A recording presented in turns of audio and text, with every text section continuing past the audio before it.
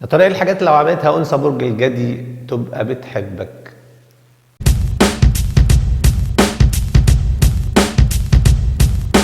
زيها زي الابراج الترابيه الاخرى، الثور والعذراء بياخدوا وقت طويل شويه علشان يحبوا ويتعلقوا بالرجل. اما لو لاحظت انها ملاحظه وجودك في المكان، اعرف ان دي بدايه على انها بدات تحبك وتتعلق بيك.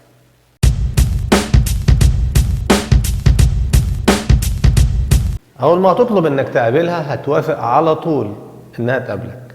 وده ليه؟ علشان هي عايزه تعرف تفاصيل ومعلومات كتيره جدا عنك، لانها بدات تهتم بيك وتحبك. ليه بيعملوا كده او ليه بتعمل كده؟ هي شأنها شأن الابراج الترابيه كلها، وما بيحبوا قوي الاستقرار وبيسعوا دايما، وهم اكتر ابراج الثور والعذراء والجدي بيسعوا للارتباط وللاستقرار وللجواز، مش بيحبوا العلاقات العابرة والحاجات الطياري. عشان كده هتديك مجال انها تقعد معاك علشان تعرفك، علشان هي بتخطط لبناء علاقة طويلة الأجل. ولو عملت كده يبقى أكيد حبتك.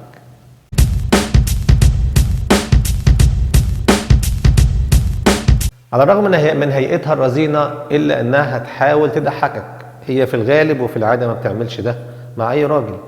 لو حاولت تضحكك يبقى بدأت تحبك، وهي لو حبت راجل هتعمل أي حاجة علشان خاطر تسعده.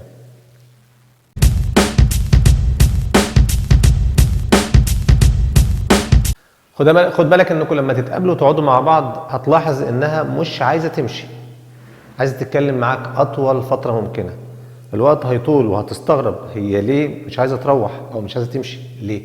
لأنها بدأت تتعلق بيك وعايز تعرف عنك تفاصيل أكتر. اديها كل المعلومات اللي هي عايزاها، لأنها زي ما قلت لك قبل كده بتحاول تعرف معلومات عنك عشان تبني علاقة طويلة الأمد معاك. ولو فكرت بالطريقة دي يبقى أكيد حبتك.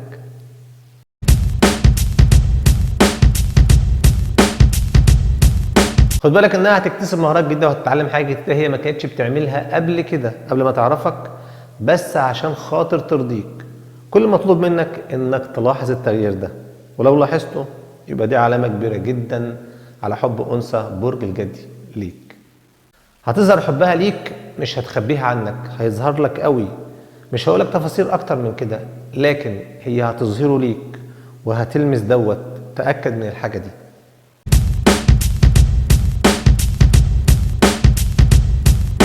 هي هتخليك تلاحظ حبها ليك بكل الطرق، هتوريك الحاجة دي، هتبقى حريصة ان انت تلمس ده في تصرفاتها معاك. مش هتحاول تخبي عنك خالص، هتبقى بتتصرف او بتتعامل معاك على اساس انها توصل لك انها بتحبك.